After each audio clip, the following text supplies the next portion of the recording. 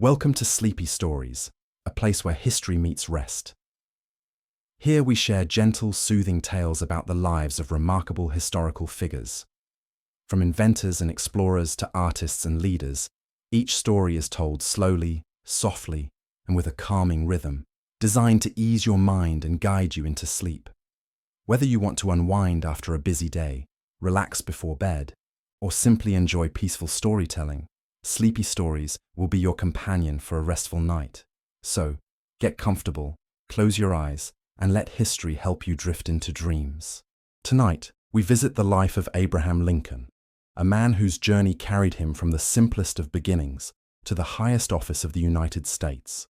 His story, like the steady turning of seasons, begins in quiet places. Among rolling hills, log cabins, and wide-open skies that would shape the boy who one day would be called a president, a liberator, and a unifier of his nation. Abraham Lincoln was born on 12th of February 1809 in a one-room log cabin on the Sinking Spring Farm in Hardin County, Kentucky, a place that would later become part of LaRue County. The world he entered was modest and uncertain, far removed from the grandeur of cities or the polished courts of politics.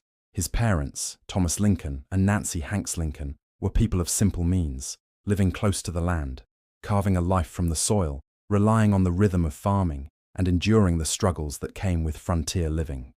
The cabin in which Abraham was born was small, built of rough-hewn logs, its floor packed earth, its chimney made of clay and stone.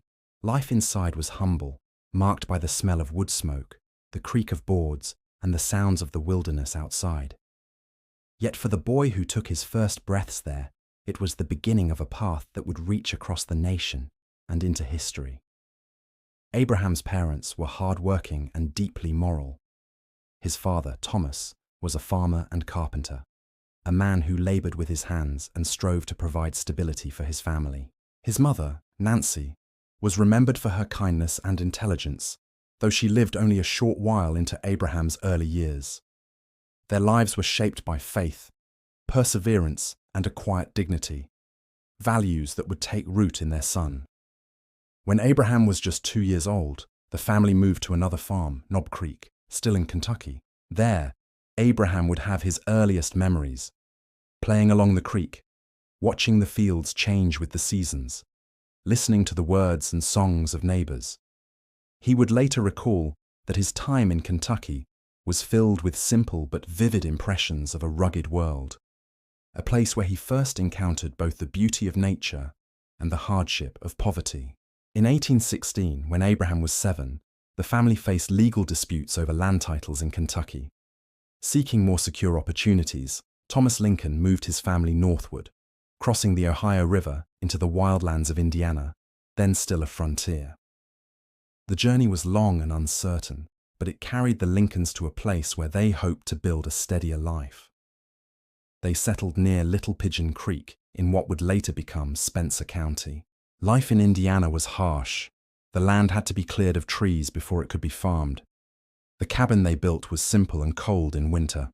Food was often scarce. Abraham, still a boy, helped with the grueling tasks of frontier living, chopping wood, carrying water, tending animals, and working in the fields. Yet even amid this labor, he began to show signs of the curiosity and intelligence that would define him. The young Abraham had little access to formal schooling. His education amounted to less than a year in total, gathered in small bursts from itinerant teachers who came and went. Yet what he lacked in structured lessons, he made up for in determination. He loved to read, and whenever he could find a book, he devoured it. Neighbors recalled seeing him with a borrowed book tucked under his arm, or stretched out near the fireplace, reading by the flickering light after a day's work. Among the books he read were the Bible, Aesop's Fables, Pilgrim's Progress by John Bunyan, and Robinson Crusoe. These stories of morality, perseverance, and adventure left a deep mark on his mind, shaping his sense of justice and his gift for storytelling. He would often retell fables in his own words, delighting listeners with his humor and insight. Tragedy touched Abraham early. In 1818, when he was just 9 years old, his mother, Nancy Hanks Lincoln, died of milk sickness, a disease caused by drinking milk from cows that had eaten poisonous plants. Her loss was a heavy blow to the boy, leaving a sorrow that never entirely faded. Abraham and his sister Sarah were left with their grieving father, their lives shadowed by loss but carried forward by resilience. Not long after, Thomas Lincoln remarried, choosing Sarah Bush Johnston, a widow from Kentucky, as his new wife. She brought her own children into the household, and with her came warmth, discipline, and affection. Abraham grew close to his stepmother, who encouraged his learning and treated him as her own. Later, he would speak of her with deep gratitude, crediting her for much of the stability and love that carried him through his youth. As Abraham grew, so too did his reputation among neighbors. He was tall for his age, with a lean frame and strong arms from chopping wood and splitting rails. His skill with an axe earned him respect, while his wit and storytelling made him a favorite in gatherings. He was known for his honesty, often mediating disputes or lending a hand without expecting reward. Even then, people began to call him Honest Abe, a nickname that would stay with him all his life. The Indiana years were not easy, but they formed the foundation of Abraham's character. He learned endurance from hardship, humility from poverty, and empathy from personal loss. He also discovered the power of words, both in books and in his own voice, in the stillness of frontier nights, when stars filled the sky and the woods hummed with crickets. The boy who would one day guide a divided nation learned to dream. By the time Abraham entered his teenage years, he was already marked by a restless spirit. He longed for more than the confines of the farm. Though he worked hard for his father, he often sought opportunities to learn, to talk with neighbors, to expand his horizons. The seeds of ambition were stirring, though quietly, within him. The log cabins of Kentucky and Indiana, humble and rough, were far from the grand halls of Washington, where Abraham would one day speak as president. Yet it was here, in these early places, that his foundation was laid. His birth in a one-room cabin, his mother's gentle influence, his stepmother's encouragement, his labor on the frontier, his books read by firelight, all of it shaped the boy into the man who would rise to meet the most difficult challenges his nation would ever face. And so, in the quiet glow of memory, the childhood of Abraham Lincoln unfolds not as a story of greatness already achieved, but of greatness patiently prepared. His was a beginning of simplicity, of hardship, and of humble faith, the kind of beginning that teaches endurance and compassion. It was the first chapter in the long, slow journey of a life that would leave an indelible mark on history. As Abraham Lincoln moved beyond the tender years of childhood, the frontier continued to shape his life with both its harshness and its opportunities. The Indiana woods that had once seemed vast and mysterious now became the stage of his youth, a place where he would come of age in body, mind, and spirit. Abraham grew into his height early, his tall frame setting him apart from other boys. By the time he was in his teens, he was already known for his unusual strength and endurance. With an axe in hand, he split logs, built fences, and cleared fields with a rhythm that seemed almost tireless. Neighbors admired his physical abilities, and his father often hired him out for work, collecting his wages. Abraham himself, though dutiful, longed for independence, a chance to earn not only his bread, but also his own place in the world. Though he was tall and strong, he was also gentle, marked by a reflective spirit. In quiet moments, he would linger over books or pause to tell stories. Reading was still his passion, and he sought out every scrap of printed word he could find. Often, he walked miles to borrow a book from a neighbor. When he could not afford paper, he wrote notes and copied passages on wooden boards, committing them to memory. It was said that he carried a book in his pocket as he worked, reading a few lines in stolen moments of rest. Books were his teachers, and through them he encountered a world larger than the Indiana woods.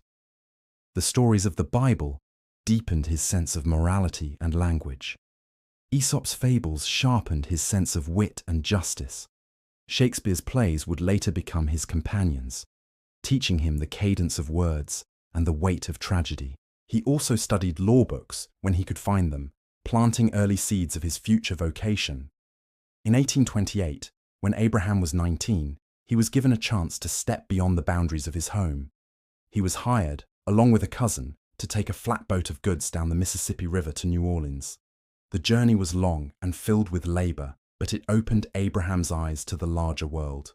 In New Orleans, he saw bustling commerce, crowded docks, and a mix of people unlike anything in Indiana. There, he also witnessed the harsh reality of slavery firsthand. Men, women, and children bought and sold in markets.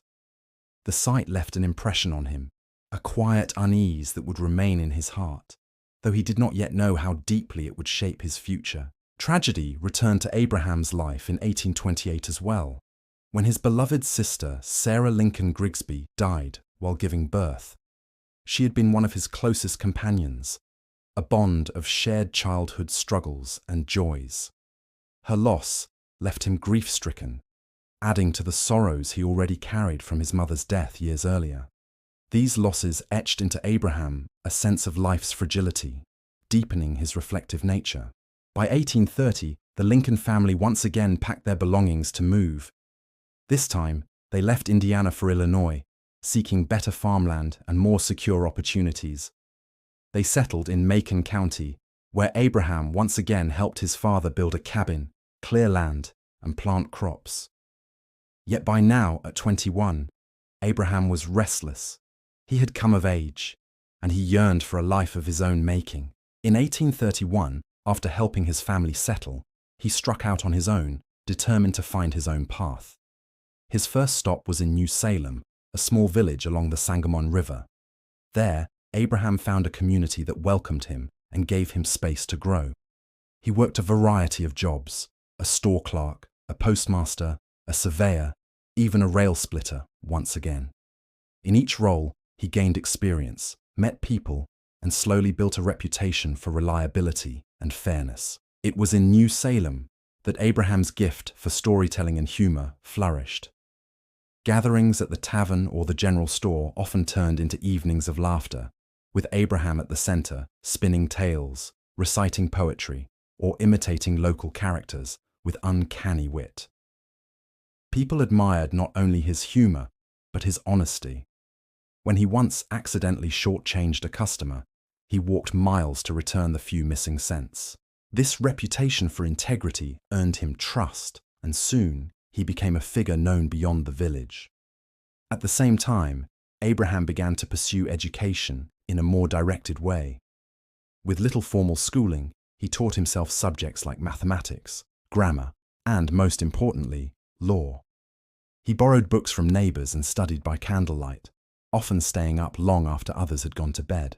Slowly, methodically, he shaped himself into a man of learning, without the aid of formal teachers or schools. His interest in public life also grew. In 1832, at the age of 23, he ran for the Illinois state legislature. Though he was defeated in that first attempt, his campaign marked the beginning of a political journey. His speeches, though rough, showed promise, and his character left a lasting impression on voters. 2 years later, in 1834, he ran again and was elected. Thus began his first steps into public service, a path that would carry him far from the Indiana woods and into the heart of national life. In New Salem, Abraham also experienced the stirrings of love.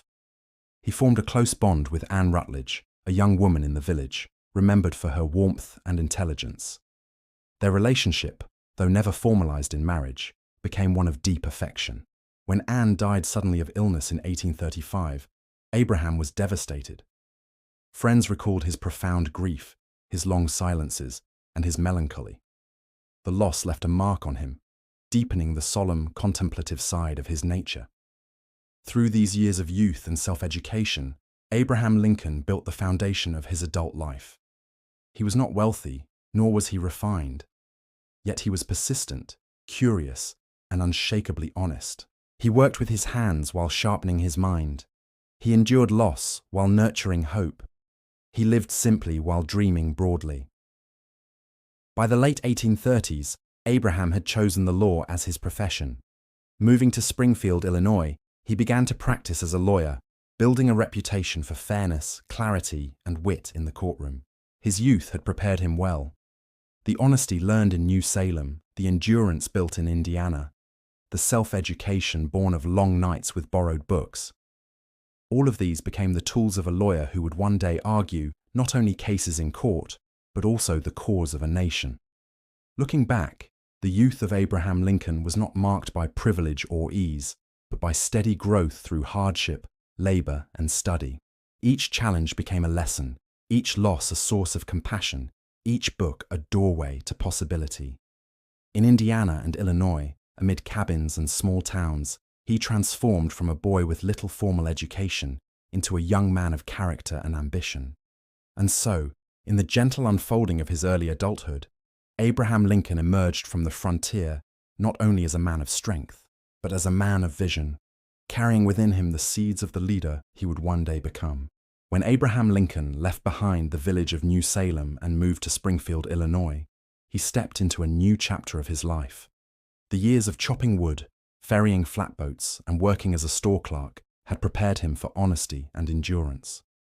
The long nights of self-study had given him the tools of learning. Now, in Springfield, he would shape himself into a lawyer, a legislator, and a figure of growing influence, though still with the humility of his frontier roots. Springfield in the 1830s was not a grand city, but it was larger and busier than the small villages Abraham had known. It was a place where ideas moved more quickly, where courts gathered, where politics buzzed, and where a man with ambition could find his path. Lincoln arrived with little more than a few belongings, some books, and his characteristic determination. In 1837, after passing the bar exam through his self-directed study, Lincoln officially became a practicing lawyer. He joined the law office of John T. Stewart, his early mentor and cousin of Mary Todd, the woman who would later become his wife. The partnership offered Lincoln the chance to gain experience, to learn the rhythm of the courtroom, and to build his reputation. As a lawyer, Lincoln quickly became known for clarity and fairness. He spoke plainly, avoiding excessive flourish, preferring instead to appeal to common sense and honesty. He could unravel complex issues with simple words, making him a powerful advocate. He also had a gift for connecting with juries and judges alike. His humor, often gentle and self-deprecating, softened the edges of conflict. More than once, he disarmed opponents not with anger, but with wit. His cases were diverse. He worked on disputes over land, debts, and contracts. He represented farmers, shopkeepers, and neighbors who needed a voice in court. He traveled widely on the 8th Judicial Circuit, a legal circuit that carried him through small towns and rural communities across central Illinois.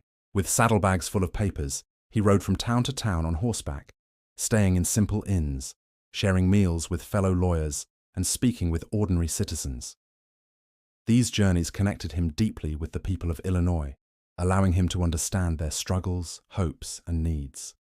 But Lincoln's life in Springfield was not only about law. Politics remained a calling, and he continued to serve in the Illinois state legislature. He had first been elected in 1834 as a member of the Whig Party, and he would serve 4 terms. In the legislature, Lincoln supported policies of internal improvement, roads, canals, railroads, measures that would help ordinary people connect to markets and build prosperity. He believed in progress, in the expansion of opportunity, and in a government that could help provide it. His speeches in these years were not yet the soaring oratory of his presidency, but they revealed his developing skills. He was deliberate, logical, and earnest. He chose words carefully, aiming to persuade rather than to impress. Colleagues respected his honesty, even if they disagreed with his views. They saw in him a man of principle, one who did not bend easily for convenience. Life in Springfield also brought companionship. Lincoln moved into a boarding house where he shared rooms with other young men of ambition. He was known for his humor, often telling stories late into the night, filling the house with laughter. Yet he was also known for bouts of melancholy, times when he would sit quietly, lost in thought. his long figure bent in silence. These moments of sadness were part of his nature, shadows that balanced his humor. In 1839, a new figure entered Lincoln's life, Mary Todd, a young woman from Kentucky who had come to live with her sister in Springfield. Mary was well-educated, witty, and ambitious. She admired Lincoln's honesty and intellect, while he was drawn to her confidence and lively spirit. Their courtship was not simple. They broke off an early engagement, only to later reunite. But in 1842, Abraham and Mary were married, beginning a union that would carry them through joy and hardship alike. Their home in Springfield became a place of warmth and family. Abraham and Mary would have 4 sons: Robert, Edward, William, and Thomas, known as Tad. Not all would survive childhood, and the losses would weigh heavily on them. But in those early years, their home was filled with children's laughter, visitors, and the everyday rhythms of family life. Lincoln, though often away on the circuit, was a devoted father, known to play on the floor with his children, to tell them stories, and to comfort them when they were ill. Lincoln's marriage also brought challenges. Mary Todd was strong-willed, intelligent, and sometimes volatile. Abraham, by contrast, was patient, reserved, and prone to melancholy. Their differences created friction at times, but their bond was also deep, built on shared respect and affection. Together, they navigated the demands of public life, financial struggles, and personal sorrows. In Springfield, Lincoln's reputation as a lawyer continued to grow. By the 1840s, he had become one of the most respected attorneys in Illinois. He gained partnerships with other prominent lawyers, including Stephen T. Logan and later William H. Herndon, who would become his longtime law partner and biographer. His cases took him into increasingly complex matters, including corporate law and railroad disputes. Though successful, Lincoln remained humble. He never sought wealth for its own sake. He dressed simply, often appearing rumpled in court. He carried his papers in a worn hat. He spoke plainly, without affectation. People trusted him not because he looked the part of a grand lawyer, but because he embodied honesty and fairness. In 1846, Lincoln took another step in politics, running for and winning a seat in the U.S. House of Representatives. He served a single term from 1847 to 1849. During this time, he spoke against the Mexican-American War, questioning its justification. His opposition was not popular, and when his term ended, he did not seek re-election. He returned instead to Springfield, resuming his law practice and focusing on family life. These middle years of Lincoln's life, his time as a lawyer, a legislator, a husband, and a father, were years of growth and preparation. He built a foundation of trust with his community, deepened his understanding of law and politics, and formed bonds of family that grounded him. He was not yet the national figure he would become, but the qualities that would define him were already clear: honesty, humility, perseverance, and a steady sense of justice.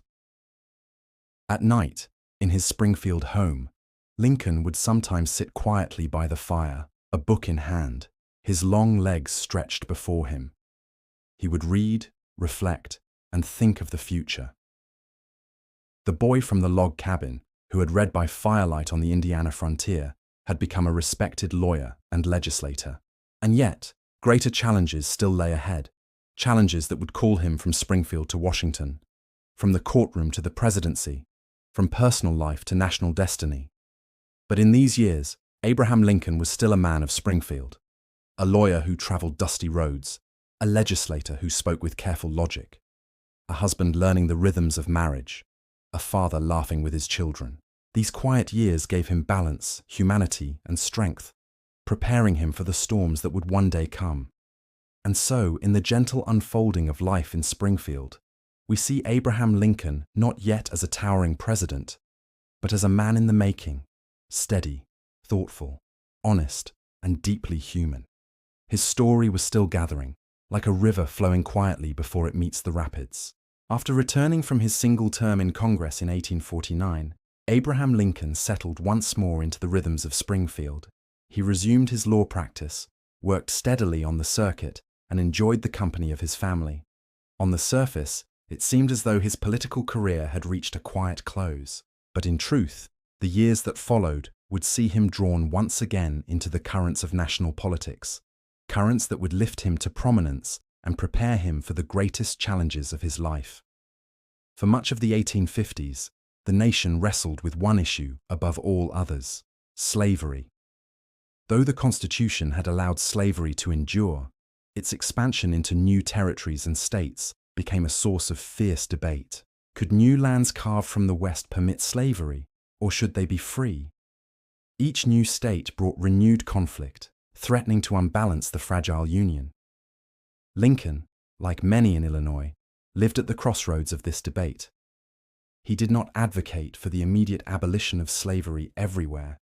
It was too deeply rooted in the South. But he firmly opposed its spread into new territories. He believed slavery was morally wrong, incompatible with the principles of liberty in the Declaration of Independence. Yet he also believed in working within the law and the Constitution, guiding the nation carefully toward justice without tearing it apart. During these years, Lincoln spoke out increasingly on the issue. The passage of the Kansas-Nebraska Act of 1854 stirred him deeply. This law, championed by Senator Stephen A. Douglas, allowed settlers in new territories to decide for themselves whether to permit slavery. In practice, it opened the door to the expansion of slavery into lands that had long been designated free. Violence soon erupted in Bleeding, Kansas, as pro-slavery and anti-slavery settlers clashed. Lincoln, disturbed by both the violence and the principle of the law, returned to political life with renewed vigor. He delivered speeches across Illinois, carefully and logically dismantling the arguments of Douglas and others.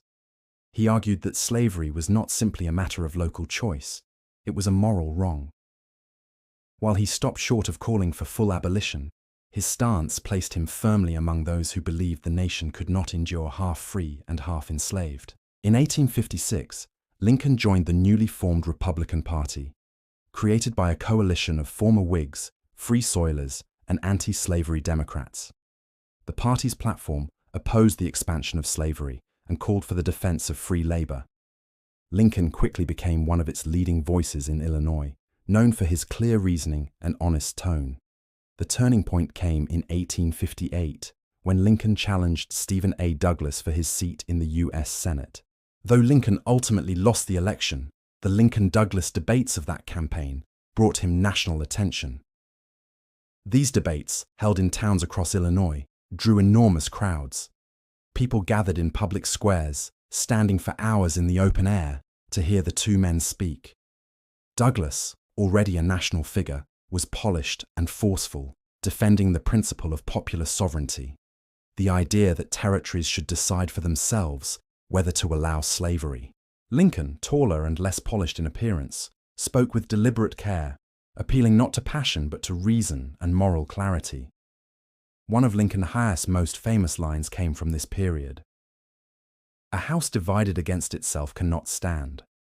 I believe this government cannot endure permanently half slave and half free." Though many found the words troubling, even radical, they captured the truth of the crisis facing the nation. Lincoln's speeches revealed a mind that could connect moral principle with political reality, a man who could see both the dangers of disunion and the necessity of justice. The debates showed Lincoln's style. He listened carefully, responded thoughtfully, and avoided personal attacks. He used humor sparingly but effectively, easing tension without undermining his seriousness. His manner was humble, yet commanding, his logic clear, yet accessible. Newspapers across the country reprinted his words, introducing him to readers far beyond Illinois. Though he lost the Senate race to Douglas, he won something larger: recognition as a rising national leader. Meanwhile, life in Springfield continued. Lincoln's law practice thrived, and he traveled frequently on the circuit. His family grew, though it was not without sorrow. In 1850, he and Mary lost their son Edward at the age of 4, a grief that weighed heavily on them both. Mary's temperament, already prone to storms, was shaken by the loss, while Abraham carried his sadness quietly, returning to his work with even more intensity.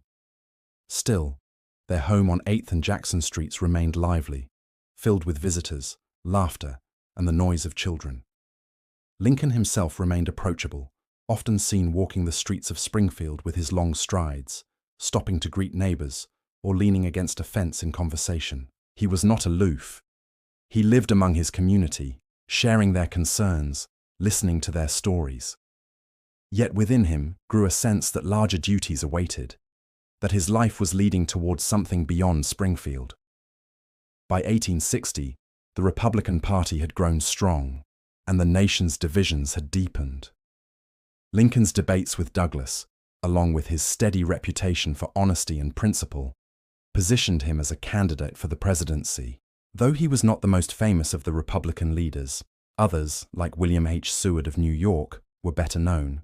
Lincoln's modest origins, clear positions, and calm demeanor appealed to many. He seemed both ordinary and extraordinary, a man of the people, yet capable of leadership.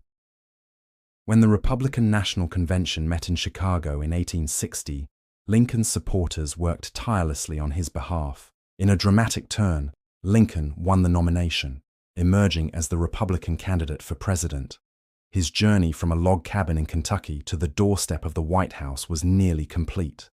The years of quiet practice, of debates in small towns, of long rides across the Illinois prairies had prepared him. He had faced defeat and disappointment, but each had tempered him. He had built his reputation not on wealth or grandeur, but on honesty, reason, and perseverance. As Lincoln stood on the threshold of national leadership, the nation itself stood on the brink of division. The election of 1860 would not simply be about policies, it would be about the very future of the Union. And Lincoln, with his calm determination and quiet moral compass, was about to be placed at the heart of history. Yet for all the storms ahead, in these moments of rising politics, there remained a calmness in Lincoln's presence. He was still the man who read by candlelight as a boy, who carried books in his saddlebags, who listened more than he spoke, who believed that words, carefully chosen, could guide people toward truth. He was still Abraham of Springfield, walking with long strides across the Illinois streets, thoughtful, humble, and readying himself, perhaps unknowingly, for the greatest trial of his life. The year was 1860, and the United States stood at a crossroads. For decades, the country had been bound together by fragile compromises, uneasy treaties, and careful balancing acts between North and South. Yet the question of slavery's future refused to fade. With each new territory, with each debate in Congress, the division deepened. It was in this atmosphere that Abraham Lincoln, a lawyer from Illinois with a growing reputation, found himself lifted onto the national stage as a candidate for the presidency. Lincoln's nomination at the Republican National Convention in Chicago came as a surprise to many. He was not the most famous figure in his party. Men like William H. Seward of New York, Salmon P. Chase of Ohio, and Edward Bates of Missouri were considered stronger contenders. Yet Lincoln's supporters understood something important. He was a candidate who could unite the party. His background as a self-made man appealed to ordinary Americans. His clear stance against the spread of slavery reassured reformers, while his moderation calmed those who feared extremism. And so, through careful strategy and impassioned support, Lincoln secured the nomination. When the news reached Springfield, Lincoln received it with his characteristic humility. He was at home when the delegation arrived to inform him. Dressed simply, he greeted them warmly yet without pretense. There was no grand celebration, only a quiet acceptance of the heavy responsibility now placed upon him. The path ahead would not be easy, but Lincoln faced it with calm resolve. The campaign of 1860 unfolded in a nation trembling on the edge of conflict. The Democratic Party split into two factions, with Stephen A. Douglas representing the Northern Democrats and John C. Breckinridge carrying the banner of the Southern Democrats. A fourth candidate, John Bell of the Constitutional Union Party, sought to appeal to moderates who wanted to preserve the Union without taking a firm stand on slavery. The crowded field made Lincoln's candidacy both possible and perilous. Lincoln himself did not travel widely to campaign. At that time, it was considered undignified for a presidential candidate to seek votes directly. Instead, He remained in Springfield, where he received visitors, wrote letters, and allowed his speeches and debates to speak for themselves. His modest home became a center of political activity, with supporters and reporters gathering to hear his views. Meanwhile, Republican organizers across the North worked tirelessly, distributing pamphlets, reprinting his debates with Douglas, and highlighting his simple origins and honest character. The image of Lincoln as the rail splitter became a symbol of his campaign. Supporters reminded voters that he had grown up poor, splitting rails to fence farms, working with his hands, and educating himself by candlelight. In a time when many politicians were seen as distant elites, Lincoln's story resonated deeply. He was a man of the people, one who had risen not by privilege, but by perseverance. As the election approached, the divisions in the country sharpened. In the South, many saw Lincoln's candidacy as a threat to their way of life. Though he had promised not to interfere with slavery where it already existed, his opposition to its expansion was seen as a step toward its eventual extinction. Southern newspapers warned that his election would be cause for secession. In the North, however, many rallied to his cause, seeing in him a steady leader who could guide the nation through its turmoil. On November 6, 1860, Americans cast their votes. The results revealed the deep fractures within the nation. Lincoln won the presidency with strong support in the North, but he received little to no support in the South. His name did not even appear on the ballot in many Southern states.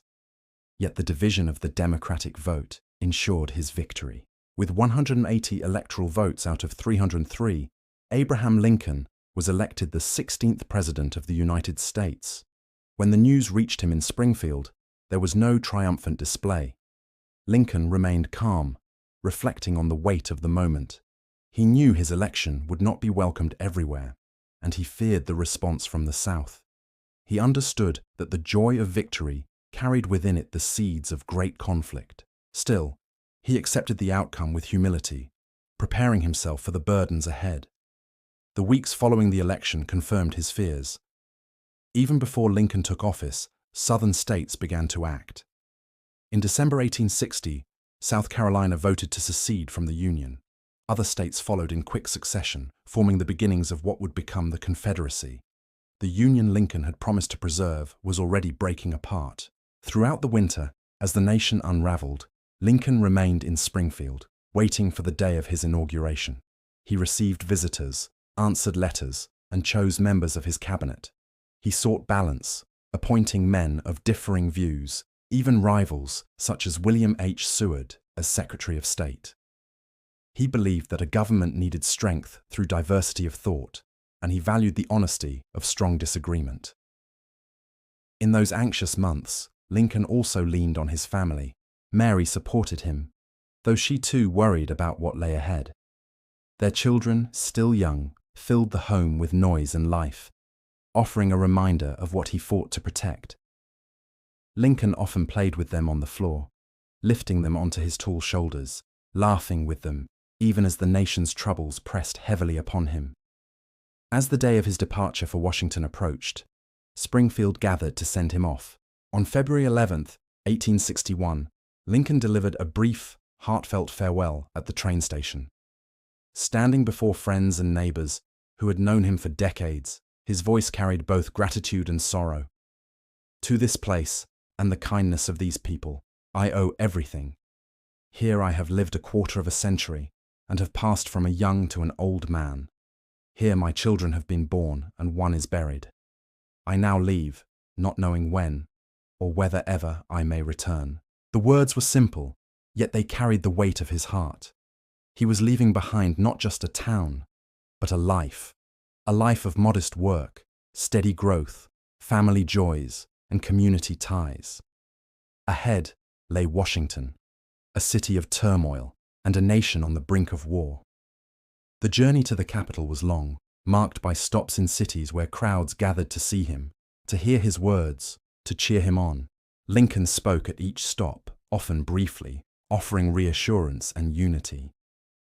Yet beneath the cheers lay fear, for everyone knew the storm was near. Finally, on March 4th, 1861, Abraham Lincoln took the oath of office in Washington, D.C. His inaugural address, carefully written and calmly delivered, appealed to the bonds that united Americans. He spoke of friendship, not hostility, of reason, not violence. We are not enemies, but friends. We must not be enemies. His words sought to calm a divided nation, though many in the South had already turned away. And so, Abraham Lincoln, the boy from a Kentucky log cabin, the self-taught lawyer of Springfield, the debater who challenged Douglas, and the candidate who stood firm in a fractured election, now stood as President of the United States.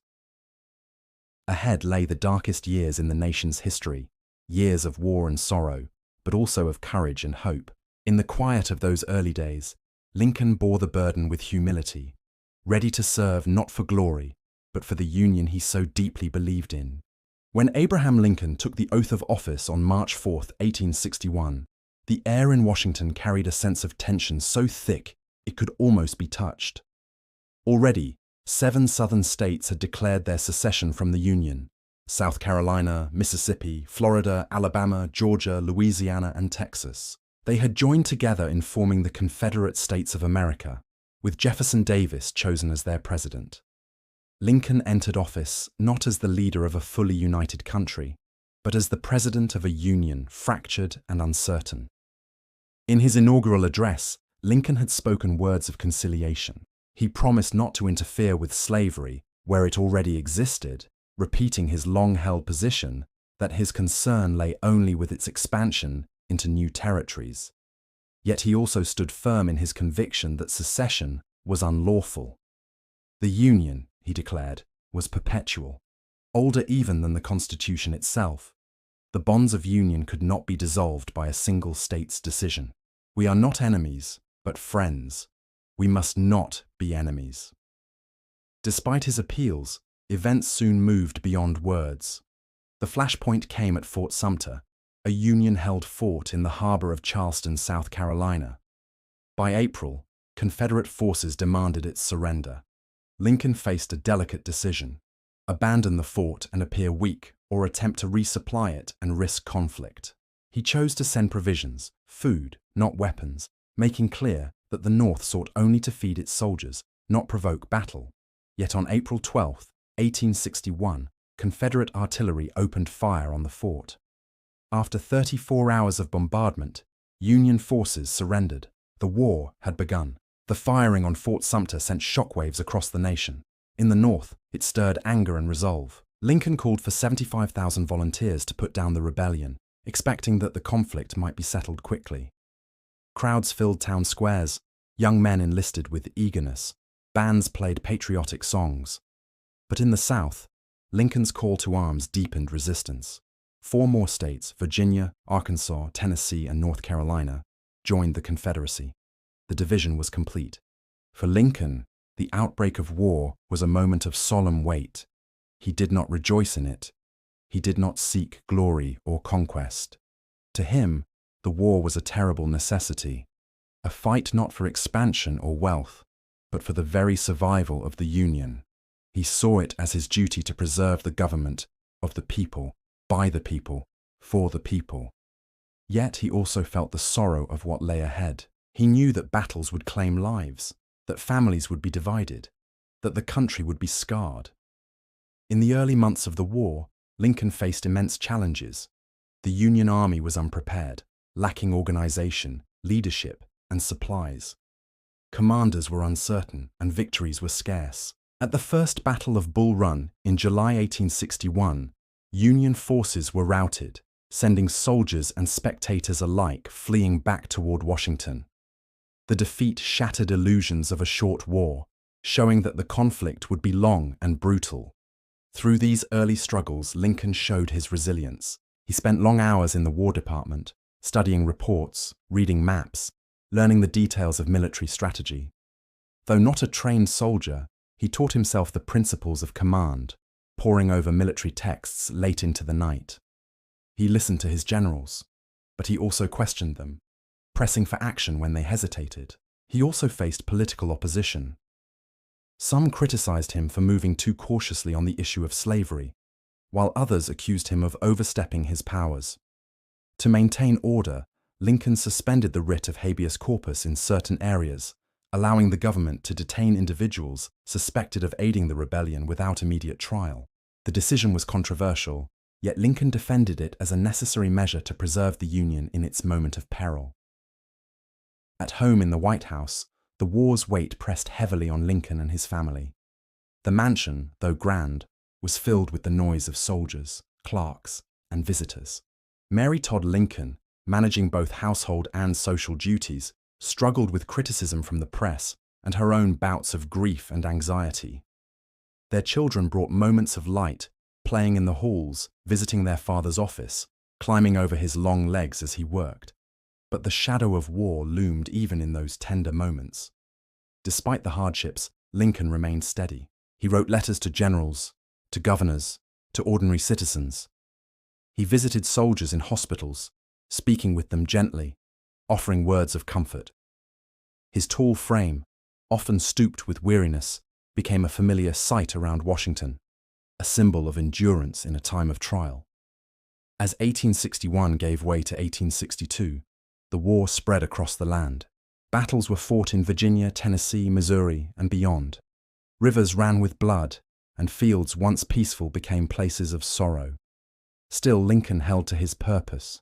The Union must be preserved, he insisted, not only for the North, but for the idea of democracy itself. And so, in those early years of conflict, the boy from the Kentucky frontier, who had once read by the light of a fire, now bore upon his shoulders the weight of a fractured nation. The road ahead promised more suffering, more battles, and more doubt, but Lincoln faced it with quiet determination. His voice, calm yet resolute, carried the steady conviction that the Union would endure. In the silence of the White House at night, when the corridors grew still and the city outside lay under shadow, Lincoln often walked alone. He thought of the soldiers in their camps, of the families awaiting word of their loved ones, of the great experiment of liberty that hung in the balance. And in those moments, weary yet unbroken, he prepared himself for the long trial that lay before him. The Civil War had begun as a struggle to preserve the Union, yet as the months passed, Abraham Lincoln increasingly saw that its deeper meaning could not be separated from the issue of slavery. From the beginning, he had stated that his purpose was to save the Union above all else, whether that meant freeing all enslaved people, none or some. But as battles stretched on, as blood was shed on countless fields, and as enslaved people themselves sought freedom behind Union lines, the war began to transform. It was no longer simply about preserving the Union as it had been. It became about redefining what that Union truly meant. In 1862, the Union faced both victories and defeats. In the West, Union forces under Ulysses S. Grant won important battles at Fort Henry and Fort Donelson, opening the way along the Tennessee and Cumberland rivers. Yet in the East, Confederate armies under generals like Robert E. Lee proved resilient, winning victories in Virginia and frustrating Union advances. Casualties mounted on both sides, and the scale of suffering deepened. Lincoln watched these developments with a mixture of hope and weariness. He visited the wounded, read letters from the front, and listened to the reports of his generals. He understood that the war was exacting a terrible toll, and he wrestled with how to bring it to a meaningful conclusion. To him, victory must mean more than simply forcing the South back into the Union.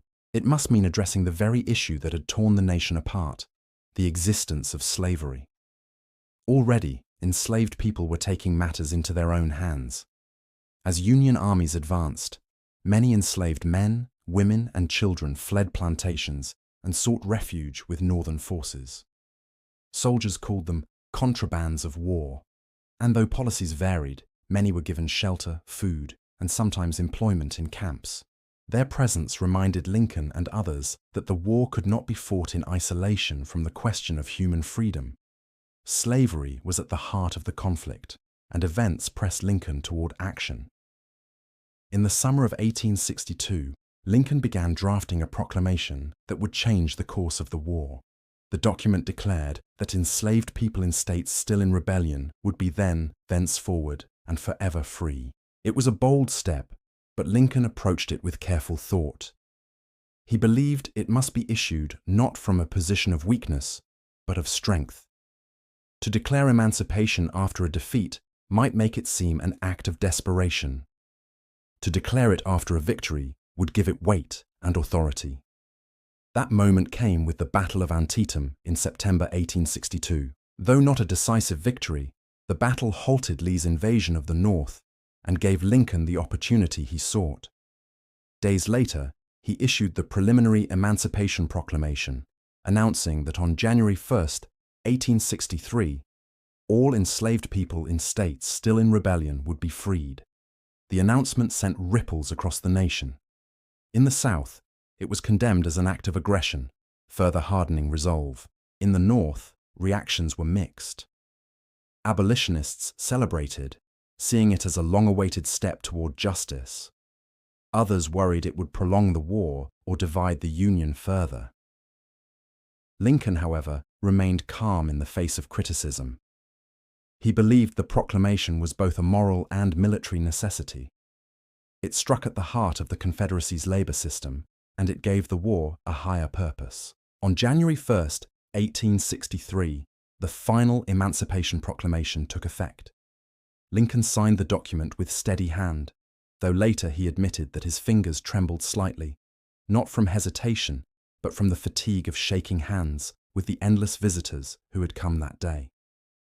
He wanted his signature to be clear, a testament to his resolve.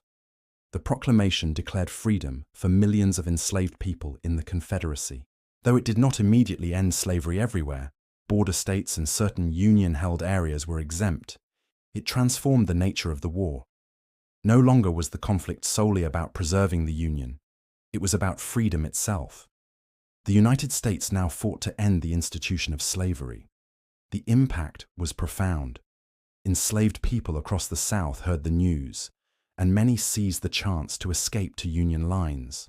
Songs, whispers, and prayers carried the message of freedom, even in places where Union soldiers had not yet marched. The war became, in the hearts of many, a holy struggle, a march toward liberation. The proclamation also opened the way for African American soldiers to join the Union Army. Thousands enlisted, eager to fight for their freedom and the future of their people. Regiments such as the 54th Massachusetts Infantry showed courage on the battlefield, proving their valor despite prejudice and hardship. Their service gave powerful testimony to the truth of the proclamation and the justice of the cause. Lincoln himself was deeply moved by the courage of these soldiers. He visited them, listened to their stories, and spoke of their contributions with respect. To him, their service was both a vindication of the proclamation and a fulfillment of America's ideals.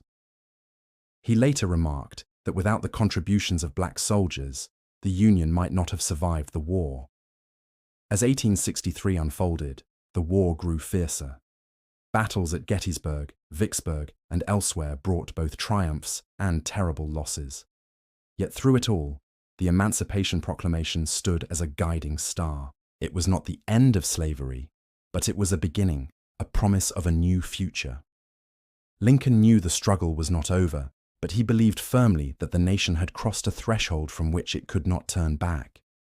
At night, in the quiet of the White House, Lincoln sometimes reflected on the proclamation. He once said that if his name was remembered at all in history, it would be for this act. It was not a boast, but a recognition of the moment's gravity. For a man who had once read by the flicker of firelight in a log cabin, who had risen from humble origins to the presidency, this act was the culmination of both personal conviction and national necessity. And so, the war continued, now with freedom as its heart. Lincoln carried the burden with humility, knowing that the road ahead was still long and uncertain. Yet he also carried a quiet hope, a belief that the nation could emerge not only united, but transformed, cleansed of its greatest sin, and set upon a new path toward liberty for all. By the summer of 1863, the Civil War had raged for over 2 years, consuming lives, towns, and landscapes alike. The nation was a tapestry of sorrow and endurance, of courage and despair. Abraham Lincoln, who had once walked the quiet streets of Springfield and studied books by candlelight, now walked the corridors of the White House, carrying a burden that no man could measure. Each report from the front, each telegram from generals, each casualty list etched itself onto his long, solemn face. It was during this time that the Battle of Gettysburg unfolded in Pennsylvania. Over 3 days, July 1st to 3rd, Union and Confederate forces clashed in a struggle that would come to define the war. The fields around the town became a maze of smoke, cannon fire, and blood, while soldiers fought with courage born of necessity, their hearts beating with fear, hope, and determination. Tens of thousands fell, their lives interrupted in the prime of youth, their dreams unfulfilled. Lincoln followed the battle's progress with careful attention, reading reports as they arrived in the capital. He understood the significance. A Union defeat could embolden the Confederacy and prolong the war, while a victory could give hope to the North and strengthen the moral purpose of the conflict. When the news finally came that the Union Army had held its ground, Lincoln allowed himself a quiet sense of relief, tempered by grief for the fallen. In the months following Gettysburg, Lincoln recognized the need to honor those who had died and to reaffirm the nation's purpose. In November 1863, he traveled to Gettysburg to dedicate a portion of the battlefield as a cemetery for Union soldiers. The occasion was solemn. Families had come, generals and officers, and ordinary citizens, all bearing witness to the cost of the war. Lincoln, tall and gaunt, stood before the gathered crowd, pen in hand, his notes carefully folded. His speech, later known as the Gettysburg Address, was brief, lasting only a few minutes, yet every word carried weight.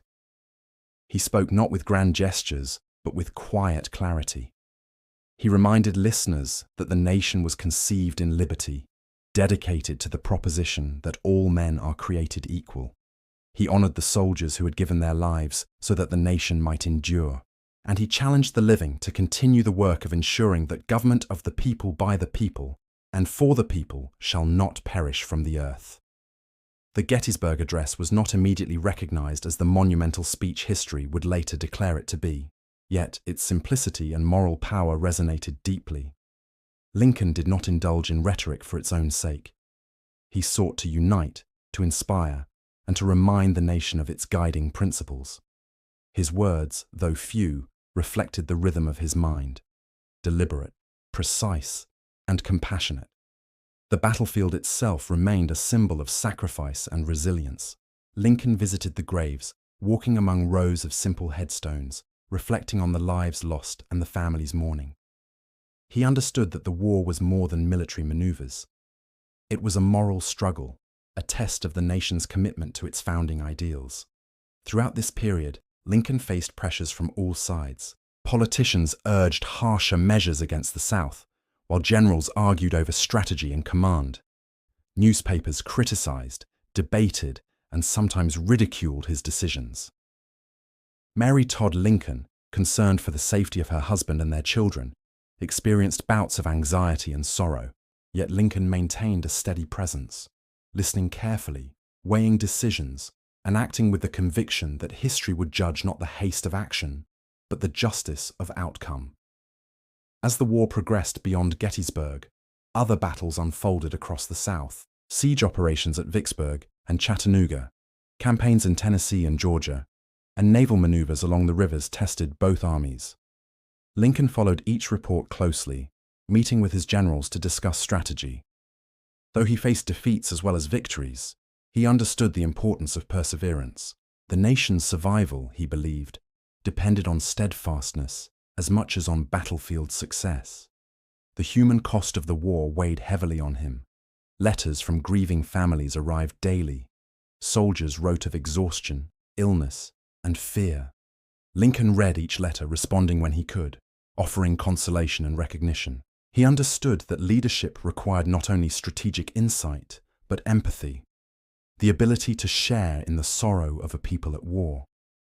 In private moments, Lincoln often reflected on the journey that had brought him here. From the log cabin in Kentucky to the dusty roads of Illinois, from the halls of Springfield courts to the corridors of the White House, his life had been shaped by hardship, learning, and moral reflection.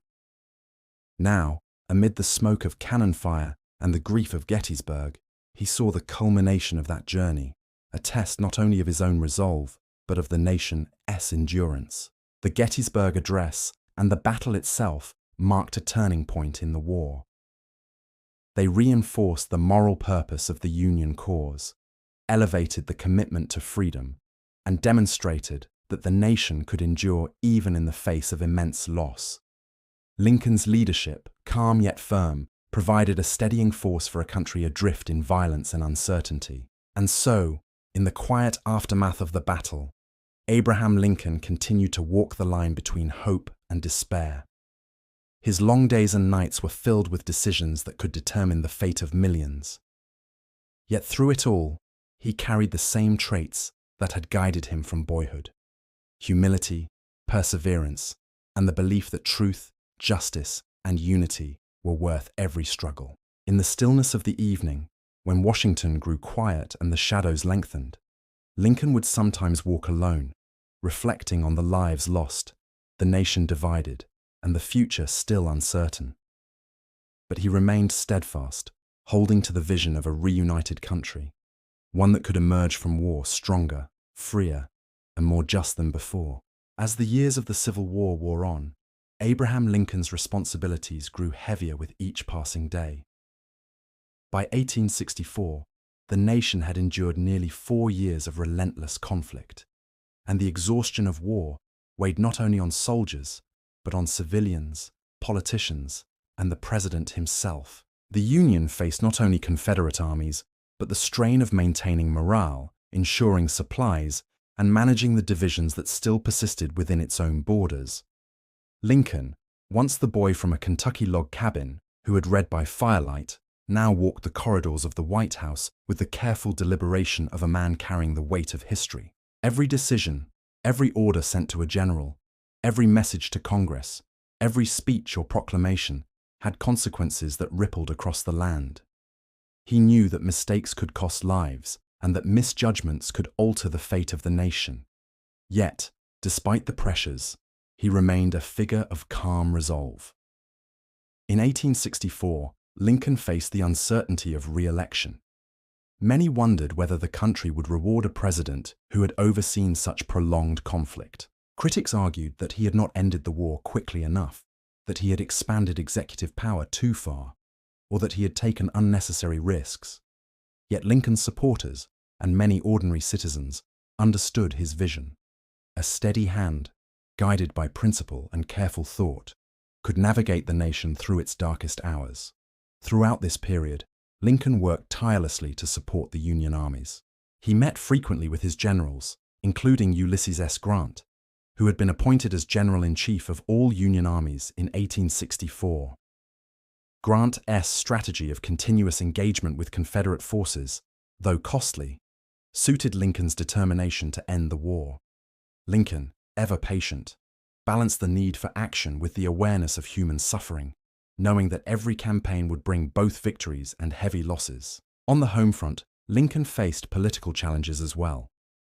Radical Republicans pressed for harsher measures against the South, while moderate factions cautioned restraint. Lincoln skillfully navigated these pressures, building coalitions and listening carefully to advice, while never losing sight of his goal: preserving the Union and ending the war with justice and peace.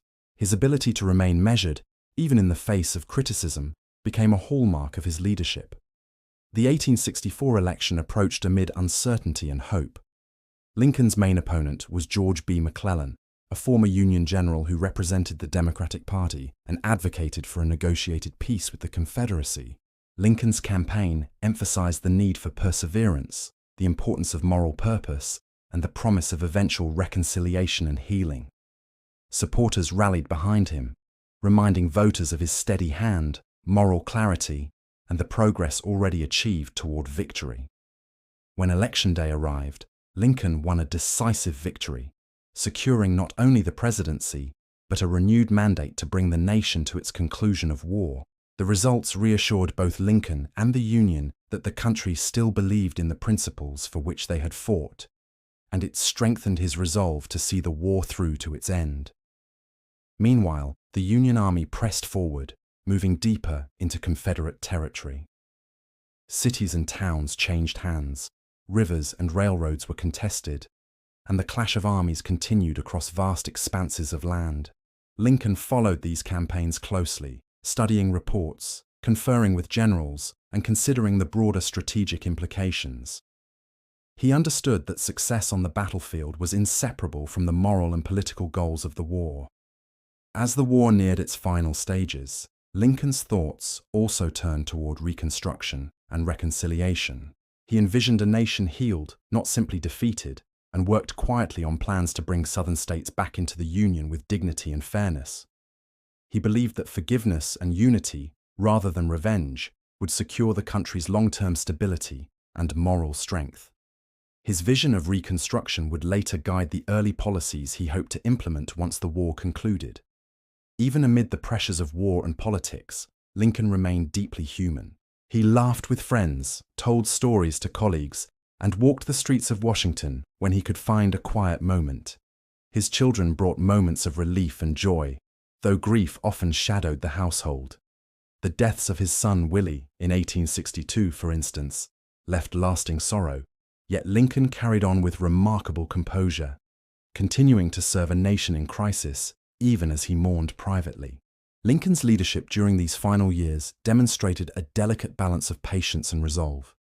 He was known to listen longer than he spoke, to consider every perspective, and to make decisions only after careful reflection. This approach, though sometimes criticized as slow, ensured that his actions were deliberate, rooted in principle, and informed by the realities on the ground. By early 1865, the tide had turned decisively in favor of the Union. Confederate forces were retreating, cities were recaptured, and the hope of a restored nation became tangible. Yet Lincoln remained cautious. He understood that victory was not merely a matter of military conquest. It was a question of securing a lasting peace and ensuring that the principles for which the nation had fought, freedom, equality, and unity, would endure. In these final months, Lincoln also prepared for the formal abolition of slavery across the entire nation. The passage of the 13th Amendment through Congress represented a culmination of decades of moral reflection and political effort. Lincoln worked tirelessly to ensure its success, speaking with legislators, encouraging votes, and framing the amendment as a historic step toward justice and the fulfillment of the nation's promise. Through it all, Lincoln maintained a quiet, steady presence. He walked the halls of the White House, often pausing to reflect, to listen, or to write in the dim light of his study.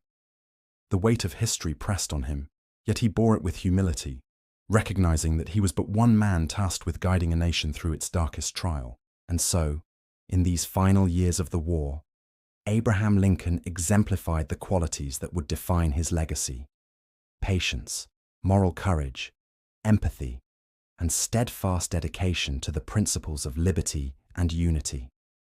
The nation, tested to its limits, began to glimpse the possibility of restoration even as the shadows of conflict lingered. Lincoln, the boy who had read by firelight, the self-taught lawyer of Springfield, and the steady hand guiding a divided country, now approached the culmination of his life's work. The preservation of the Union, the end of slavery, and the hope for a future in which the principles of freedom and justice could flourish. The spring of 1865 carried with it a mixture of triumph and sorrow. The Civil War, which had consumed the nation for 4 long years, was drawing to its close. Union armies had marched deep into the South, and Confederate forces were surrendering one by one. On April 9, 1865, General Robert E. Lee surrendered to General Ulysses S. Grant at Appomattox Courthouse in Virginia. The news spread quickly across the country, and for the first time in years, bells rang in joy, not in alarm. Crowds gathered in towns and cities, cheering, embracing, and weeping with relief. The nightmare of war seemed to be ending, and the hope of peace felt real. Abraham Lincoln, who had carried the burden of the war on his shoulders, felt both gratitude and caution. He was glad to see the Union restored, yet he knew that challenges remained. Healing the wounds of war, rebuilding the South, and reconciling divided hearts would require patience and wisdom. Lincoln did not gloat over victory. Instead, he spoke of forgiveness and reconciliation. In his second inaugural address, delivered just weeks earlier, he had called for malice toward none and charity for all, urging Americans to bind up the nation's wounds and move forward together.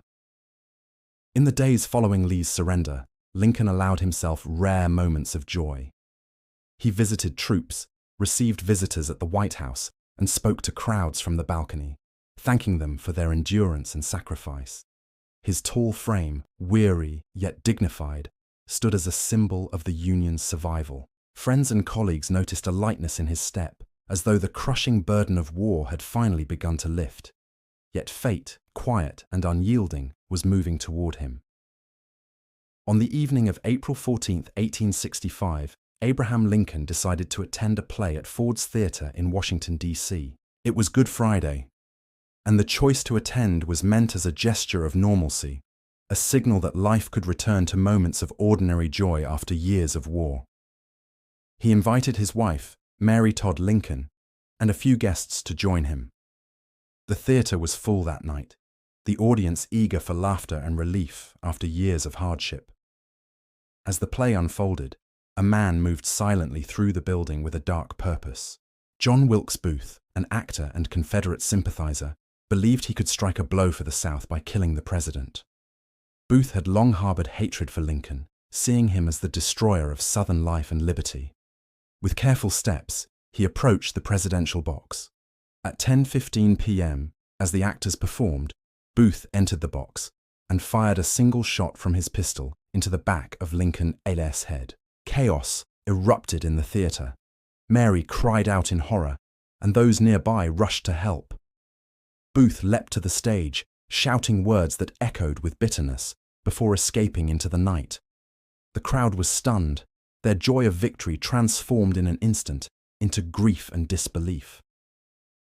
Lincoln was carried from the theatre to a nearby boarding house, the Peterson House, where doctors tended to him through the night. They worked with all the skill they could muster, but the wound was mortal. Friends, cabinet members, and soldiers gathered outside, keeping vigil in the dim, silent hours. Mary sat near her husband, her heart broken. Secretary of War Edwin Stanton, overcome with emotion, watched closely, recording every detail. At 7:22 a.m. on April 15, 1865, Abraham Lincoln breathed his last. Stanton, standing at his side, spoke softly. "Now he belongs to the ages." The words captured the gravity of the moment. A humble man, born in a log cabin, who had risen to the highest office in the land, had given his life in service to his country. News of Lincoln's death spread swiftly. Bells tolled in mourning, flags were draped in black, and entire communities fell silent in grief. The nation, which had celebrated the end of war only days before, now plunged into sorrow. From the crowded streets of Washington to the small towns of Illinois, people wept openly for the man who had led them through their darkest trial. Lincoln's funeral was a journey of remembrance and sorrow. His body was placed on a train that traveled from Washington back to Springfield, Illinois. Along the route, thousands gathered to pay their respects. In cities and towns, people lined the tracks, standing in silence, holding flags, shedding tears. Farmers stopped work, children were lifted onto shoulders, and soldiers saluted as the train passed. It was as though the nation itself moved in procession, grieving not only the loss of a president, but the loss of a father figure. In Springfield, Lincoln was laid to rest in Oak Ridge Cemetery, close to the land where he had once walked as a young lawyer and neighbor.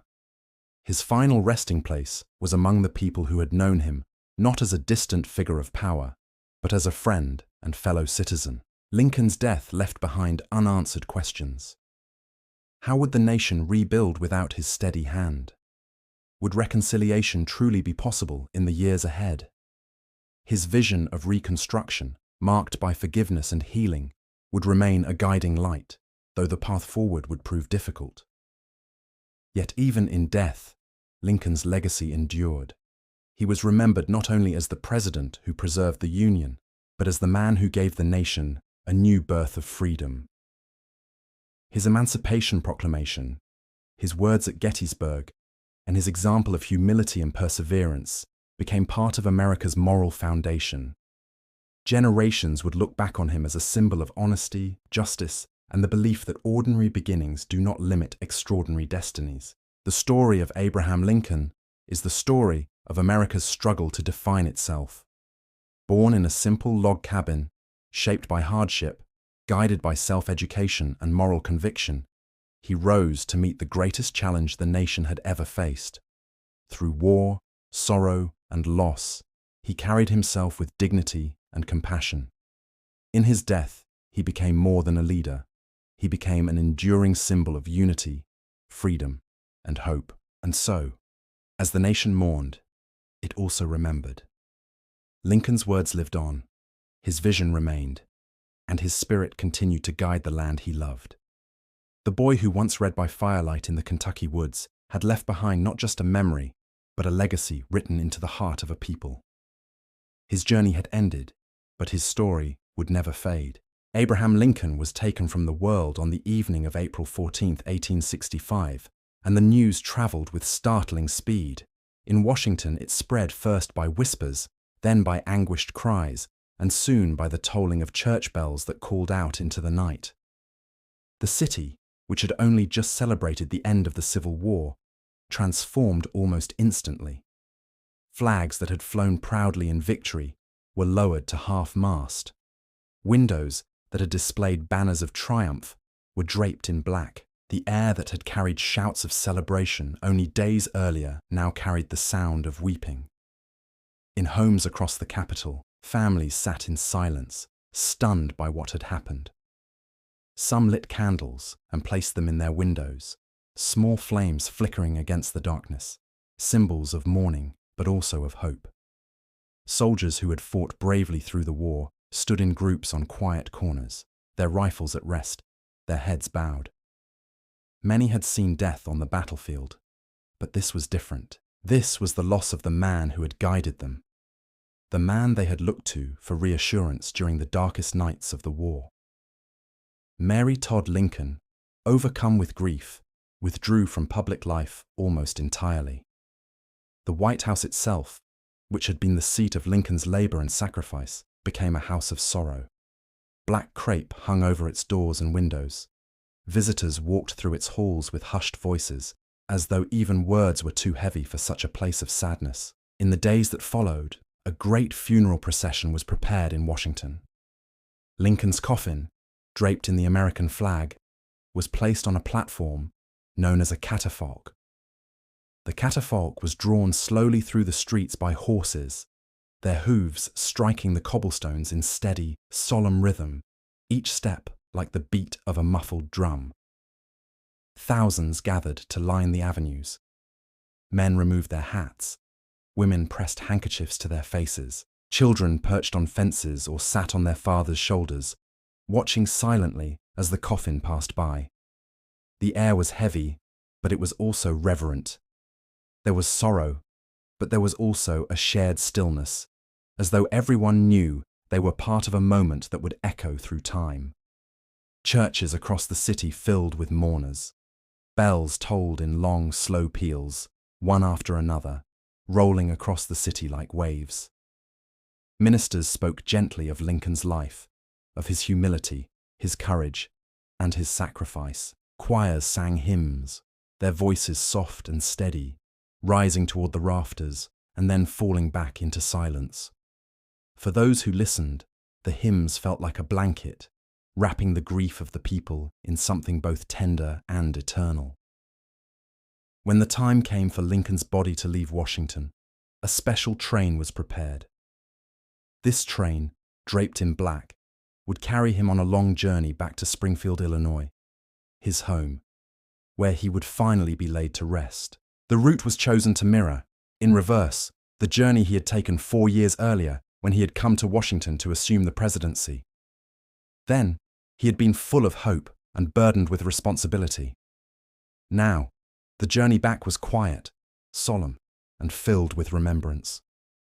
As the funeral train moved slowly through the countryside, people gathered along the tracks, sometimes in small clusters, sometimes in great crowds. In towns and cities, they built arches of flowers, hung banners of mourning, and waited patiently for the train to pass. Farmers left their ploughs in the fields to stand by the rails, their hats in their hands. Mothers lifted their children up so they could see. Veterans saluted. Widows bowed their heads.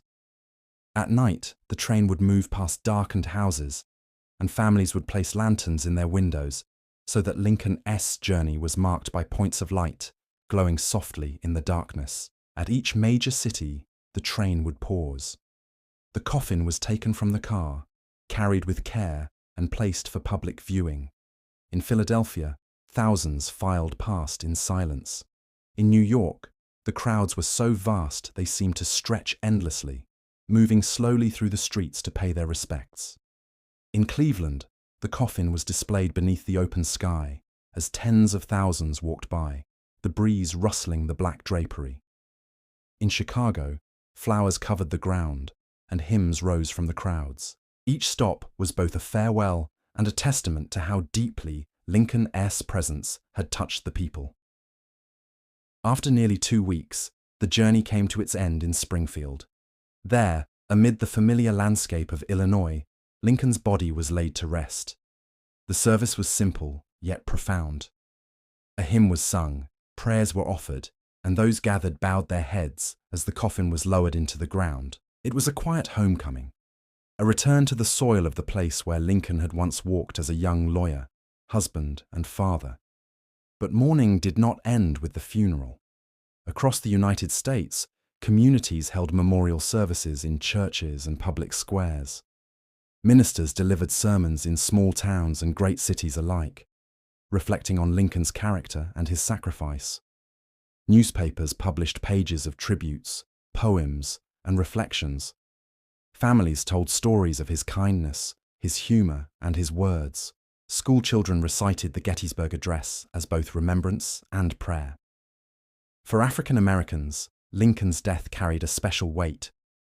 Many saw him not only as a leader, but as a liberator. Freedmen's communities held their own services, lifting songs of sorrow and gratitude. They wept openly, for they had lost the man who had given voice to their freedom. For them, Lincoln's memory became woven into the very fabric of their new lives, a constant reminder that even in death, his work lived on. Beyond America's shores, the mourning spread as well. In London, Paris, and other European capitals, newspapers printed tributes. Leaders expressed condolences, praising Lincoln's humility, his wisdom, and his devotion to principle. Ordinary people, though separated by oceans, felt a connection to his story. He was seen as a figure who represented not only the American struggle, but the universal yearning for liberty and justice. In the years that followed, the mourning of 1865 slowly transformed into memory. Portraits of Lincoln hung in homes across the nation. His speeches were studied and quoted. His image, tall and solemn, became part of the nation's story. He was remembered not only as a president, but as a symbol of perseverance, of humility, of the belief that one person, guided by principle, could change the course of history. The shadow of loss was long, but within it there was also light. Lincoln's death reminded Americans of the fragility of life and the cost of greatness. It inspired many to take up his cause, to continue striving for unity, equality, and justice. His words, especially those from his second inaugural address, "With malice toward none, with charity for all," remained a guiding star, a gentle call to walk the difficult road of reconciliation and healing. And so, the mourning that began in April 1865 did not truly end. It became part of the nation's spirit, a quiet undertone to its history. Lincoln's presence lingered in the silence of memorials, in the verses of hymns, in the pages of history books, and in the hearts of those who believed in the promise of a better future. As we let this story close, imagine the slow roll of that funeral train across the countryside, lanterns glowing in the windows, voices hushed, the night air filled with sorrow, but also with reverence. Each mile was a farewell, but also a promise that his life, though ended, would continue to shine as a steady light, guiding generations yet to come. The passing of Abraham Lincoln did not mark an end so much as a beginning. His life, cut short by an assassin's bullet, transformed almost immediately into something larger than the man himself. In the stillness after the funeral trains and the tolling bells, the American people began the long process of remembering him, of turning his story into a guiding light that would shape the generations to come. Lincoln's body was carried from Washington back to Springfield, Illinois, the city that had once been his home, his refuge, and the place where his children had played and grown. The funeral train traveled slowly, its black-draped cars moving across the countryside, stopping in towns and cities where citizens gathered by the thousands. They came with flowers and tears, lining the tracks, pressing close to catch a glimpse of the coffin as it passed. In each place, speeches were given, choirs sang hymns, and prayers rose into the spring air. Farmers, shopkeepers, soldiers, mothers, and children all stood together in silence, honoring a man who had spoken to their hearts in plain words and steady tones. By the time the train reached Springfield, Lincoln had become something more than a leader who had guided the Union through war. He had become a symbol of endurance, of the possibility that democracy could survive its most dangerous test. He had become the embodiment of sacrifice, not only because he had been killed, but because he had carried the weight of sorrow and decision for 4 long years on behalf of his people. The tomb in Oak Ridge Cemetery became a place of pilgrimage. Citizens traveled from far and wide to see where Lincoln rested. They brought wreaths, left letters, and stood in silence before the grave of the man who had once been so alive, so tall and gentle, so burdened by the cares of a nation. In their grief, they began to craft stories, retell memories, and pass down the image of Lincoln to their children. Over time, this memory grew into something mythic. Artists painted his likeness, sometimes exaggerating his gaunt face, his solemn eyes, or his towering frame. Sculptors shaped him in marble and bronze, seated on chairs of power, standing with his hand outstretched, or gazing thoughtfully into the distance. Writers described his humility, his honesty, his wit, and his sorrows. Newspapers and books collected his words, reprinted his speeches, and set them alongside the nation's founding documents. Gradually, the memory of Lincoln became woven into the very identity of the United States. The Gettysburg Address, once delivered in only a few minutes, took on new life as a sacred text. Children memorized it in schools, teachers recited it with reverence, and orators invoked its phrases to remind citizens of the nation's ideals. The Emancipation Proclamation, too, was remembered not only as an order given in a time of war, but as a turning point in the moral direction of the country. Through these words and actions, Lincoln became the standard by which future leaders would be measured. Yet the legacy of Lincoln was not uniform. Some remembered him primarily as the savior of the Union, the man who had held the country together when it seemed destined to fall apart.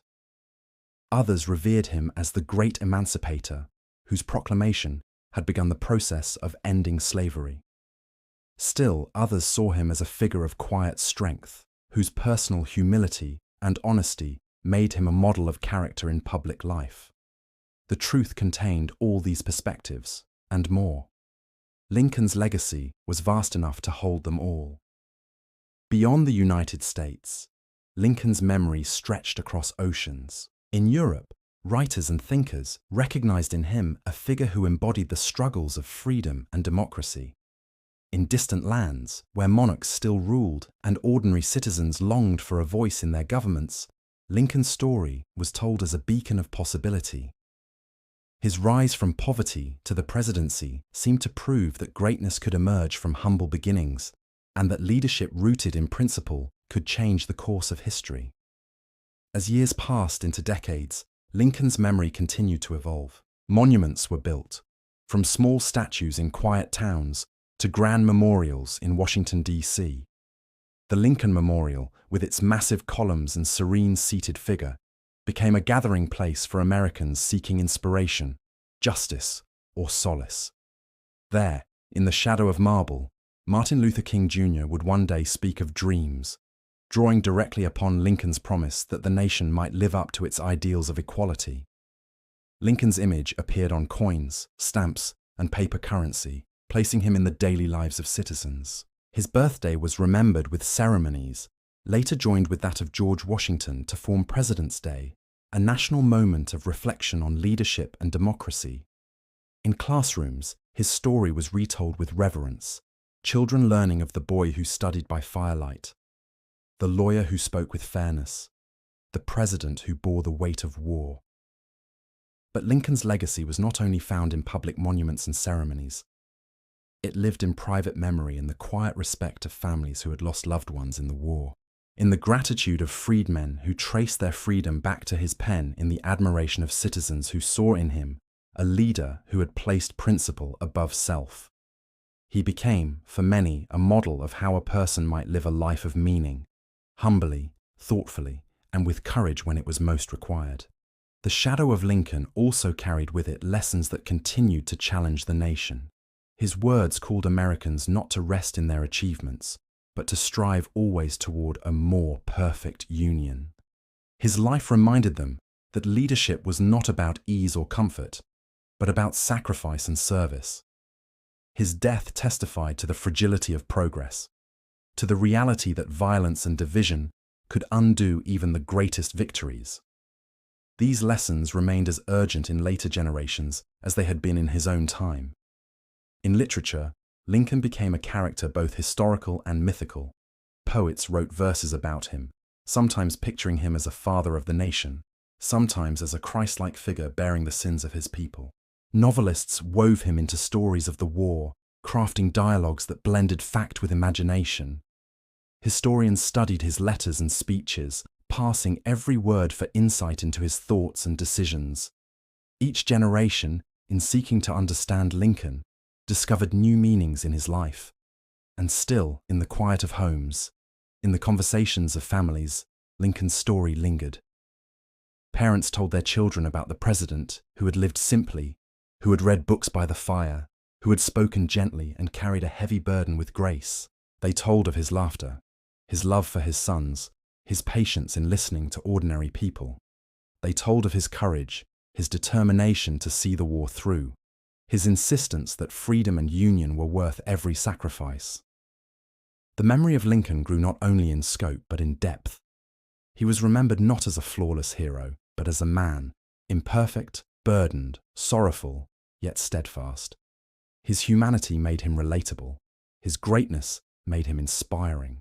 The combination allowed generations to see in him both an example of what was possible and a reminder of the work that still lay ahead.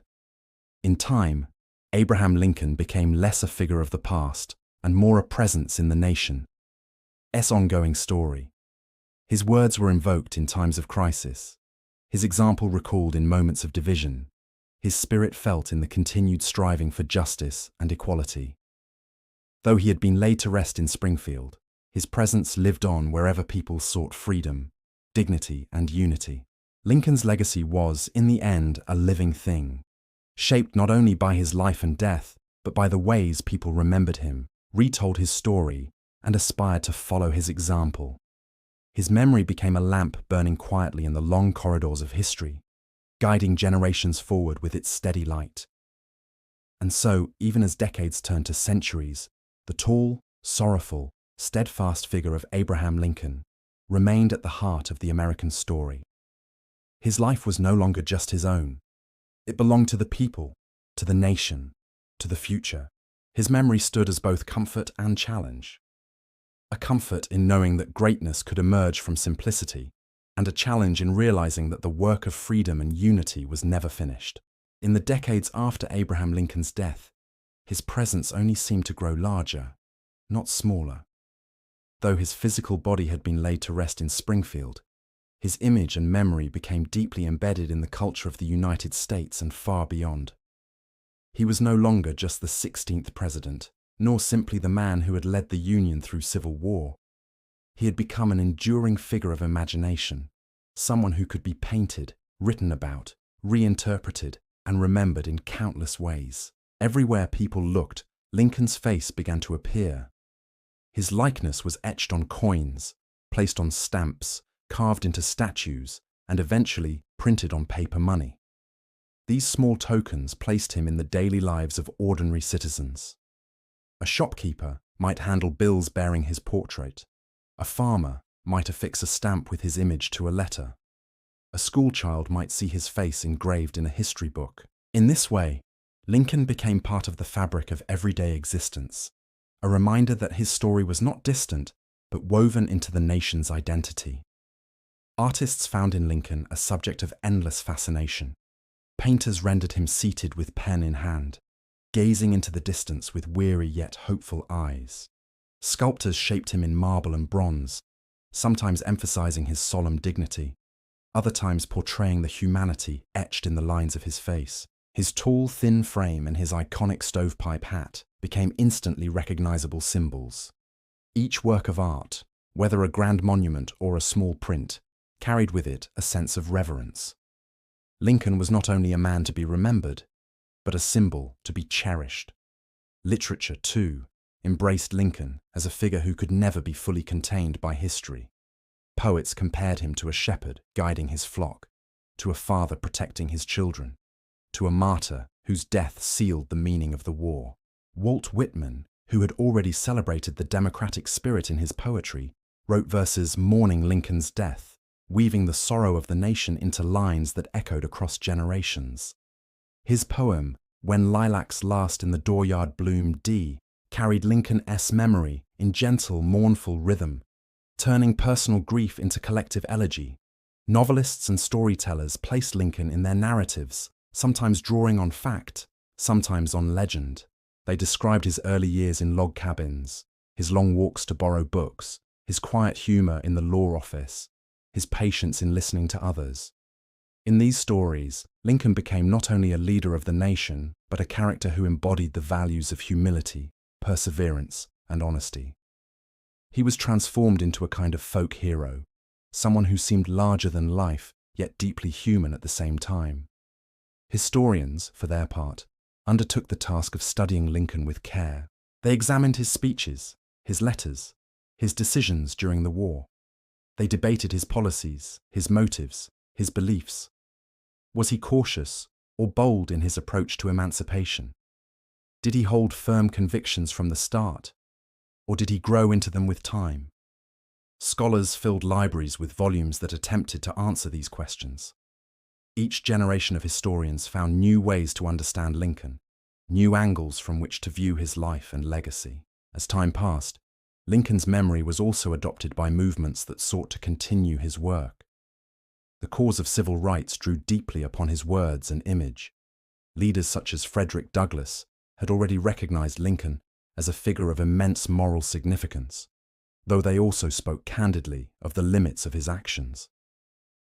Later, in the 20th century, Martin Luther King Jr. would stand before the Lincoln Memorial and deliver his "I Have a Dream" speech, linking the promise of Lincoln's Emancipation Proclamation to the ongoing struggle for racial equality. In this way, Lincoln's image became more than a memory, it became a rallying point for justice. The Lincoln Memorial itself stands as one of the most powerful cultural testaments to his legacy. Rising in neoclassical grandeur on the National Mall, its white marble columns surround the seated figure of Lincoln, carved in stone. Visitors who enter the memorial encounter not only the towering statue, but also inscriptions of Lincoln's most famous speeches.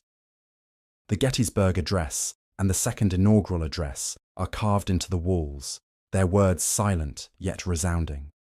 The memorial has become a place of pilgrimage, where citizens and visitors alike reflect on the meaning of democracy, sacrifice, and freedom. In popular culture, Lincoln's image has continued to evolve. Films have portrayed him in both serious and imaginative ways. Documentaries present him as the steady leader of the Union, while fictional tales sometimes reimagine his life in unexpected forms, blending history with fantasy. Stage plays, television dramas, and even humorous sketches have brought Lincoln to life for new audiences. Each portrayal reflects not only Lincoln himself, but also the era in which it was created, showing how every generation seeks to claim him anew. Children's books retell his story in simple words, emphasizing his humble beginnings, his honesty, and his perseverance. School plays feature young actors in stovepipe hats, reciting lines from the Gettysburg Address. These small cultural expressions ensure that even the youngest citizens encounter Lincoln not as a distant figure, but as someone whose life can be understood and admired. Internationally, Lincoln's story has been embraced as well. In nations where democracy has struggled, his name has often been invoked as a symbol of hope. His belief in government of the people, by the people, for the people, resonates far beyond the American experience. Statues of Lincoln stand in unexpected places across the globe, reminders that his life carries meaning, not only for one nation, but for humanity. The imagination surrounding Lincoln has also shaped how Americans see themselves. His story of rising from humble beginnings to the highest office reflects a central ideal, that in a democracy, greatness is not reserved for the privileged, but is open to all who work, learn, and serve. His dedication to principle in the face of unimaginable challenges reinforces the belief that the nation is strongest when it is guided by values rather than by fear or division. And yet, the cultural memory of Lincoln has not been without complexity.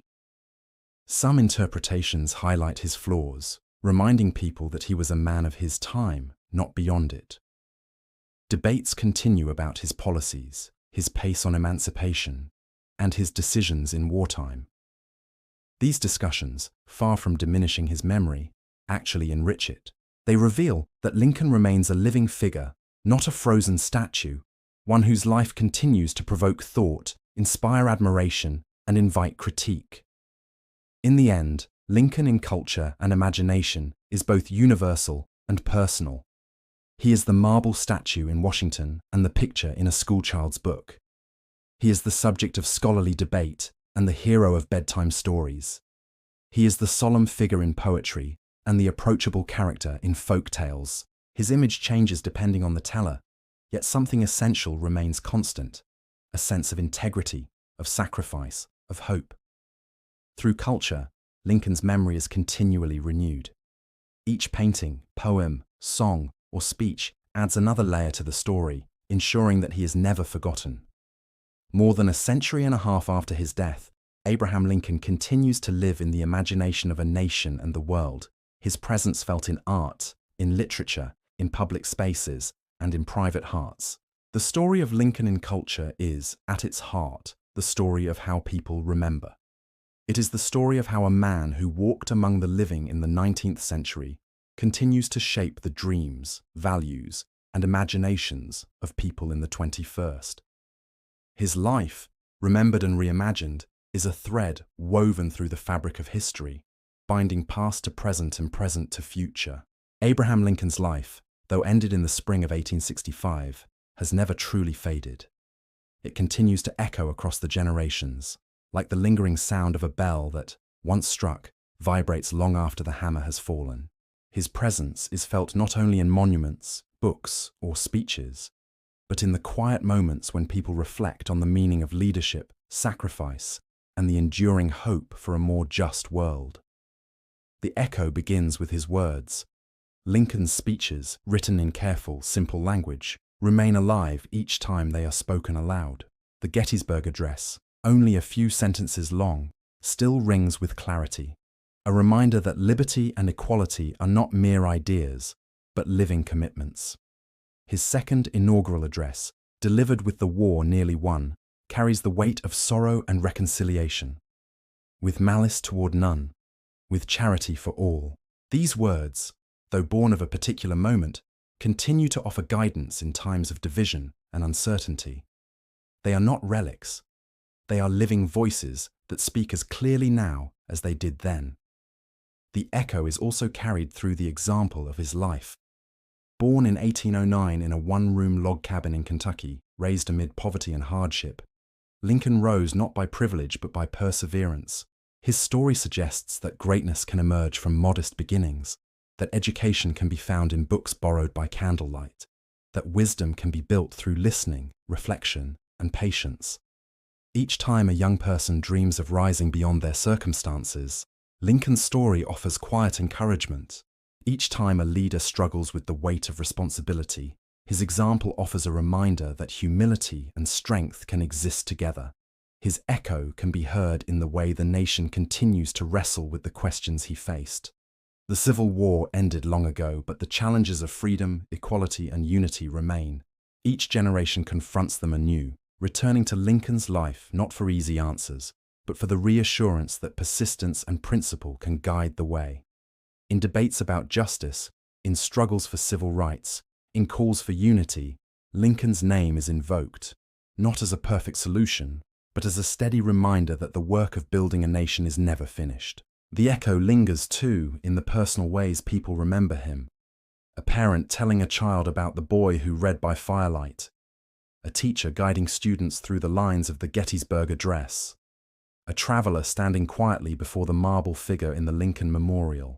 In these moments, Lincoln is not only a historical figure, but a companion in thought, a presence who seems to stand nearby, listening, guiding, reminding. His story becomes part of family traditions, classroom lessons, and personal reflections. In times of crisis, the echo grows louder. During wars, leaders recall Lincoln's perseverance through the nation's darkest hours. During struggles for justice, activists cite his commitment to liberty and equality. During moments of doubt, citizens reflect on his humanity, his sorrows, his mistakes, his burdens, and find in them a reminder that even in imperfection, greatness can be achieved. Lincoln's presence, carried forward by memory, continues to steady the hand and strengthen the will of those who follow. The echo extends beyond the borders of the United States. In countries far away, where people seek freedom, democracy, and dignity, Lincoln's story is told. His name is spoken as a symbol of possibility, that a government truly of the people is not a dream, but a reality worth striving toward. His words are quoted in parliaments, classrooms, and rallies across the world. In this way, Lincoln belongs not only to one nation, but to humanity itself. The eternal echo is not always loud or dramatic. Sometimes it is soft, almost imperceptible, like the rustling of leaves in a quiet wood. It is present when someone chooses honesty in a difficult moment, when a leader listens instead of commanding, when a community gathers to seek unity in the face of division. In such moments, the influence of Lincoln can be felt, subtle but real, shaping lives in ways unseen. The passage of time has not dimmed his memory. More than a century and a half after his death, Lincoln remains one of the most recognized figures in history. His face looks out from currency, from statues, from paintings and photographs. His words are engraved on walls and recited in ceremonies. His story is retold in books, films, plays, and songs. Each of these acts of remembrance is another ripple in the long echo, carrying his presence into new hearts and minds. And yet, beyond the public symbols, there is something more intimate about Lincoln's legacy. He is remembered not only as a president, but as a man, a father who grieved for his children, a husband who loved and argued, a friend who told stories and shared laughter, a human being who carried sorrows and doubts alongside his convictions. In this humanity, people find comfort. Lincoln's greatness was not in perfection, but in the way he bore imperfection with honesty and used it as fuel for growth and compassion. As the nation continues forward, Lincoln's story remains a steady companion. His life, his words, and his sacrifices remind Americans of both the fragility and the resilience of their union. They remind them that freedom is never complete, that equality is always a work in progress, that unity must be renewed with each generation. His echo does not simply remind, it calls, gently but firmly, for action, for perseverance, for hope. In the end, the eternal echo of Abraham Lincoln's story is not bound by books, monuments, or anniversaries. It lives in the ongoing journey of people striving for a better world. It lives in the choices they make, the values they uphold, the dreams they carry forward. His voice, though silenced in life, continues in the hearts of those who listen. And so, Lincoln remains, an enduring presence in the unfolding human story. His life, once lived in simplicity and sacrifice, continues to resonate across time, reminding the world that even in its darkest hours, light can be found.